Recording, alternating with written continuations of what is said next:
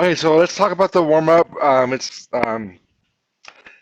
First question is going to go to the following student. Let's see who that person is. It's going to be the wrong class. I swear, which is weird. Oh, period three. That's period two. I should probably enter the right class here.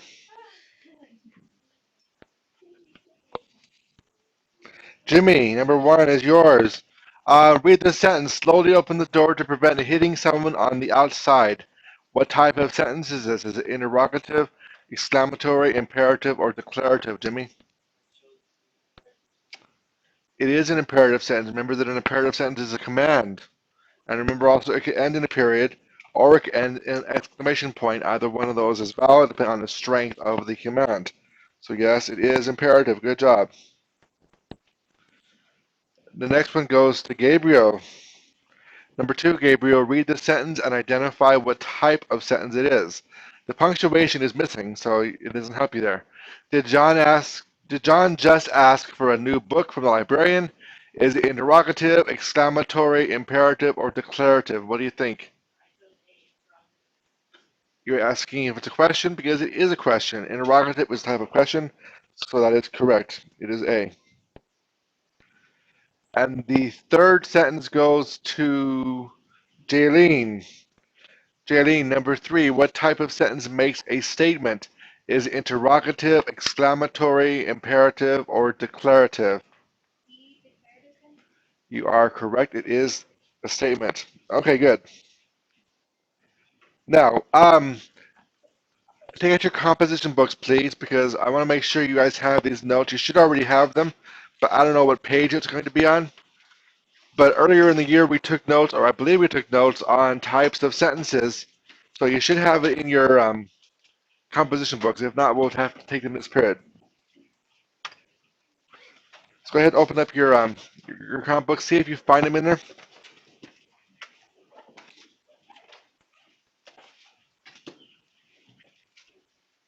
Just take a glance here. Maybe you didn't. No, we have sentence structure. No. All right, so we did not take these in notes, so it needs to go in your comp books. It'll be page 23, types of sentences. Page 23.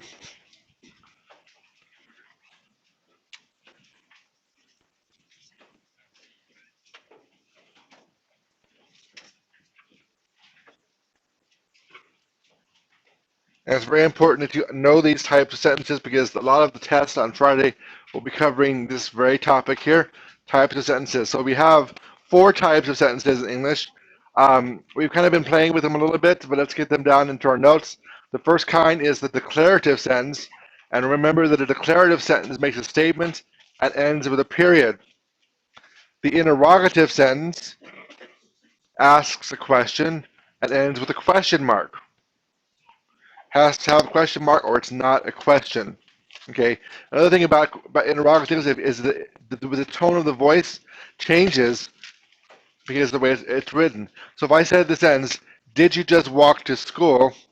You know that's the question. But if I say it like this, "Did you just walk to school?" Do you guys hear how that at the very end of the word "school," my tone went higher pitched? When we ask questions in English, and when we speak in English, we tend to use those kind of changes in our pitch to indicate what kind of sentence we're talking about. Did you just walk to school? Instead of just did you walk to school? Either one works, but it's kind of an auditory clue that we use in English. Most languages have these kind of shifts in their tones. The imperative sentence gives a command, ends with a period. There are two kinds of imperative commands. There's a regular old request, please watch where you're going, for example, is imperative and in a period. But if I said, watch where you're going, that would be a strong command, and that would be ending in an exclamation point. That's why this is the most challenging one to find. The easy way to figure it out is, are they telling you to do something? That makes it imperative. And the fourth type is exclamatory. These express emotion and always end with an exclamation point. Okay, so Make sure those 4 types are in your notes, please. And then we're going to do some activities with it. But hopefully you did your homework last time as well. So you can use that because we're going to be using that in a little bit. Okay, now let's talk about what your homework was last night. And we have an activity for today. So the first thing is take out your homework. Make sure you have it out, please. And raise your hand, please, if you did the homework. Okay, I see most of you. Okay, all of you, well, all but one of you, you have your hand raised. You didn't do your homework? Okay, so maybe 2 of you that didn't do the homework? Okay, well, the homework was simple. The first thing was to find 5 sentences from any published source, such as a magazine or a book or a newspaper, and just to list those 5 sentences. And the next part of the task was to identify if each sentence contains a clause and or a phrase.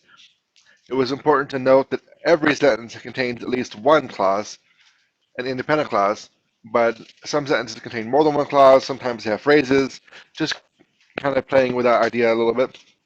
That was the homework. Now I'm going to give you a group assignment, okay? So I need all eyes on the screen, please, so that we can go over this, so I don't have to explain it more than once or twice.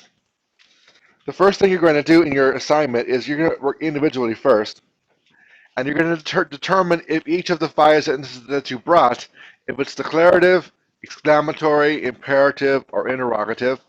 So you need to know the type of sentence. And this is actually be the most important part, but you need to know the type of sentence.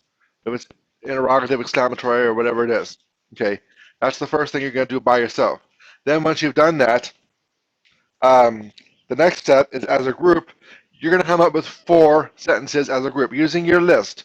Each table will have anywhere from 15 to 20 words to use, 15 to 20 sentences to use, so there's plenty of sentences to choose from. But you're going to choose the 4 best, as long as each group includes one from each type. So you need to have 1 declarative, 1 exclamatory, 1 imperative, and 1 interrogative as a group. And you need to know what the sentences are. So you're going to have to combine them in some way. Okay, that's the second task. The third task as a group is to determine if each sentence has clauses and phrases. Obviously, everyone has a clause, but just kind of get an idea if you have phrases in there as well. Okay, and remember the difference between a clause and a phrase. A clause is a group of words that may or may not be a complete thought, but always has a subject and a verb, whereas a phrase may or may not be a complete thought, but also only has either a verb or a subject, not both. So that's the difference. Remember that.